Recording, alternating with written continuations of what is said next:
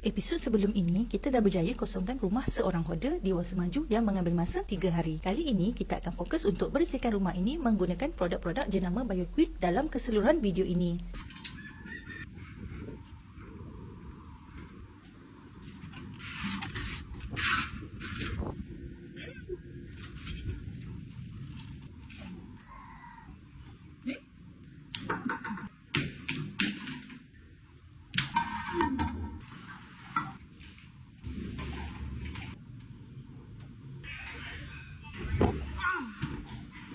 Cuci je.